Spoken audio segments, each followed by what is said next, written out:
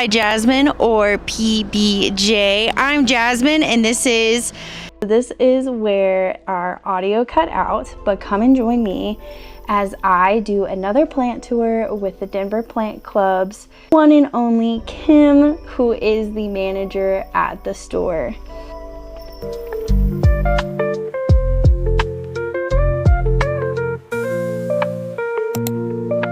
String of turtles.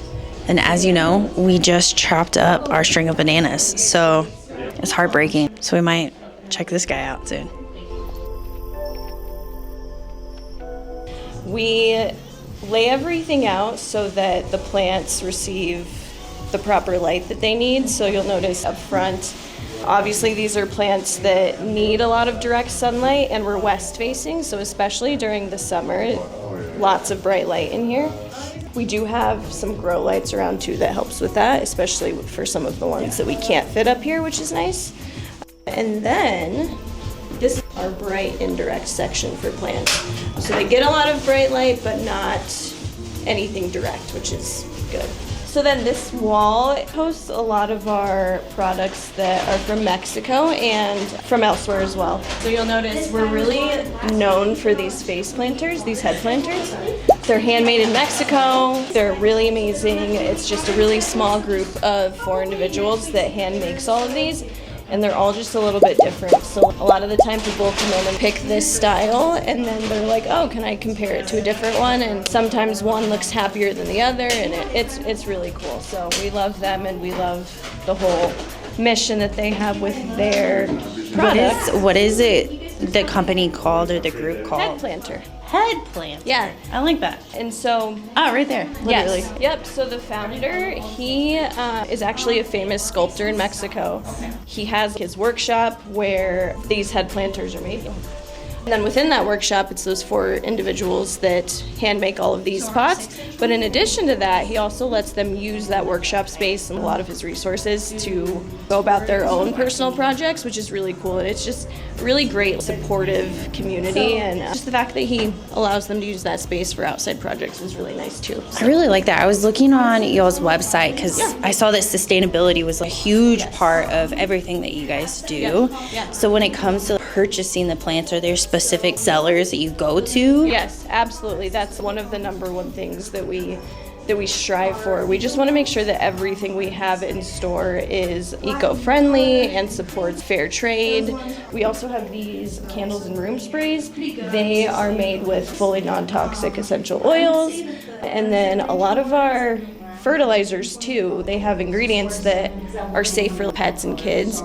A lot of the more mainstream products that you see out there that are used as fertilizers or pest treatment, like Miracle Grow, I would assume. They have a lot of toxic chemicals that just aren't great for people that have pets and kids. I have kids, so I've used a lot of these products. I have this and this one, and I feel comfortable using them around my kids. No, that's really, really neat. Pause for just a second. What is this guy? This is an air plant. I've never seen an air plant like that. It's so I cool. know. We get a lot of different air plants, and they're really cool. We've gotten a lot that have bloomed already, which they come like that from the greenhouse. So I need to learn how to make them do that after the blooms die off.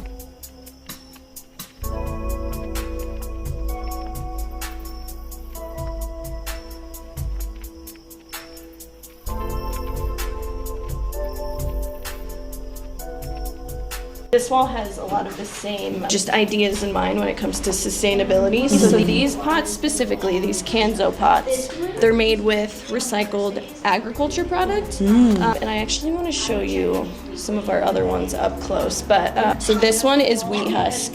And basically companies provide them with recycled agriculture products that they then use to make these pots. Wow. So they're fully compostable, and they're just amazing, and they're a really good way to, like, you know, just reuse and utilize that product that generally gets thrown away. That's super wild. So, I don't know, almost terracotta-y, but not, you know what I'm saying? I wish I had.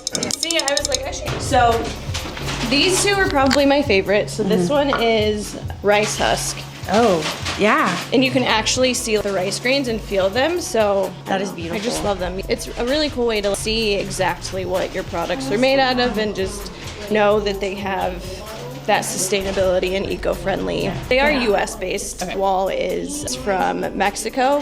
These pots definitely US based. And I know for a fact that these eco pots are like the square ones. We have some down here as well. And then the ones on that wall over there. I was seeing that earlier. So those are actually made in Belgium. There is a bigger wholesaler that sells those here in the US. But yeah, same thing. Those are made from 80% recycled plastics. So again, just a reutilization of products that generally... Do you have any of have you seen the self-water pots? Yeah. Yep. Do you guys have any of those? We don't have any self-watering pots, so we try to be a bridge between our greenhouse and plant ownership. And a lot of people that actually come in are just starting off or just new to their plant journey. So we've thought about getting some self-watering pots, but we do feel like they definitely have a specific plant that should be utilized for them. Okay. So for example, any plant that dries out like pothos, or that can dry out fully like pothos or any cacti or succulents, we actually don't recommend putting in self-watering pots. So that's something that we're trying to let people discover on their own once they develop more knowledge around different plants' needs. And I've had a couple self-watering pots of my own, and some of them don't have a wick system, and those are like the ones that you want to look out for.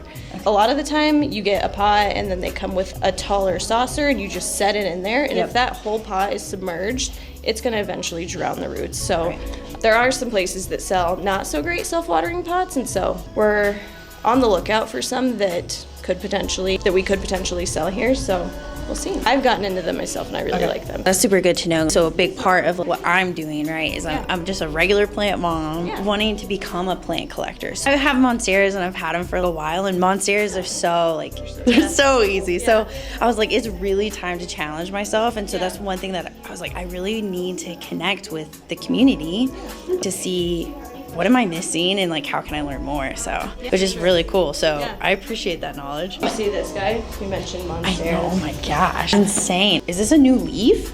It is one of the newer ones. It's also getting ready to shoot off another new leaf, which is exciting. Gosh. We just got this week. We get our plant shipments in every Tuesday, and then I enter everything in on Thursdays. So I always get a little sneak peek at our initial plant shipment, which is fun. This past week, I did take one home for myself. I was like, I'm not even going to put it out on the floor. I'm going to take that one. Yeah. Do you guys have any products here that are the Denver Plant Club specific? We do. So we have merch, and this is from a company called LA Apparel, and all of their clothing and merch is just incredibly well made. It's meant to last a really long time. We do get just the merch plain by itself from them, and then we have a local printer that does all of the printing for us and the branding. He's really great. He's just down the street too. So we also try to source support from local members of the community, which is good. Yeah, the way we try to just curate the vibe, it's meant to feel more boutique, and we never want to withhold any sort of plant knowledge. So everything that we put out on our floor and all of the plants that we have, a lot of people come in and they're like, oh, is this a club? Am I allowed to be in here? And we're like, no, everybody's allowed in here. We're a retail store, and the second you step in, you're part of the club. So we just hope to give off, even though it is kind of fancy and very specifically curated, we want people to come in and pick things up and touch things and pull plants out of pots if they're in them and just move stuff around. So I went to this one plant shop one time and they were like, don't touch anything, and I was like, but I love touching the plants. So it's really cool being able to have that space. We definitely want that, and of course we've had people come in and we have crystals setting around too, and pick up our candles and smell those, take the caps off room sprays and smell those too. So what is the idea around plants rule everything around me? Because that's something else that really did catch my eye. So I was like, I've not heard that before. I think it's really cool. So well, I would say for me, have you heard of Wu-Tang Clan? So it's a spinoff. For me, at least, I would say that the second I got into plants, and I know that the owner could probably say this as well, he got into plants more heavily during COVID. A lot of people did.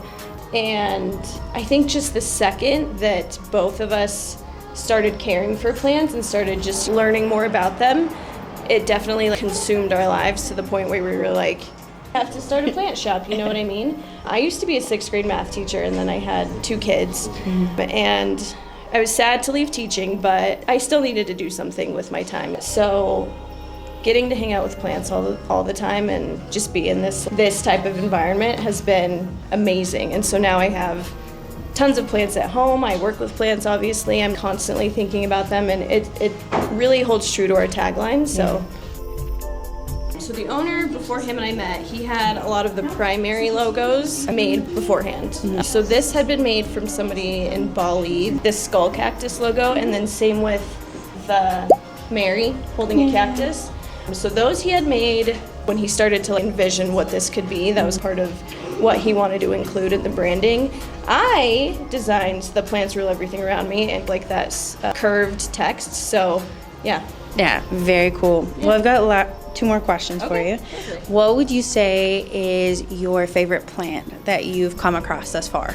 Favorite plant. So this is, if you've never seen it before, it's a philodendron micans. Mine is probably 4 feet long at this point, the one that I have at home. When I got it when it was about this size from here. And I just think it's beautiful. The leaves are really velvety. The color is beautiful. I like that the bottom side is a darker purplish red color. And it's just incredibly easy to take care of. Reminds me a lot of the heart shape. It's just velvety. Exactly, and a lot of those vining philodendrons do have the heart-shaped leaf. But yeah, I just love these. They're so easy to care for. I just watered mine yesterday, and what's cool about them, similar to pothos, if you have any of those, once they go a little bit too long without being watered, their leaves start to curl, and I like that visual cue. Me too. These ones do the same thing, and they're incredibly easy to propagate. You can see their nodes really easily.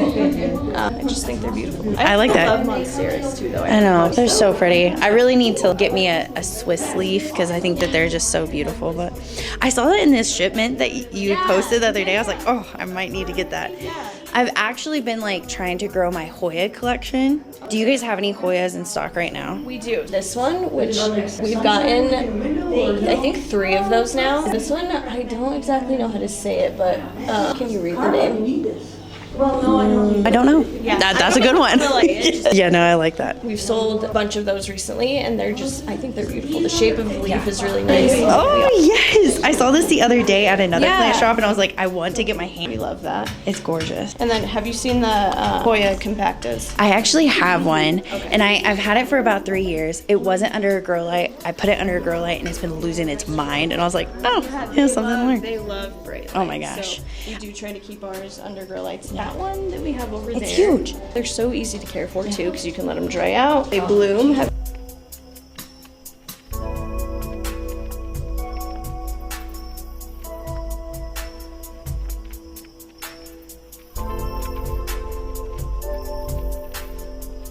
Awesome. Well, I really appreciate your time, Kim.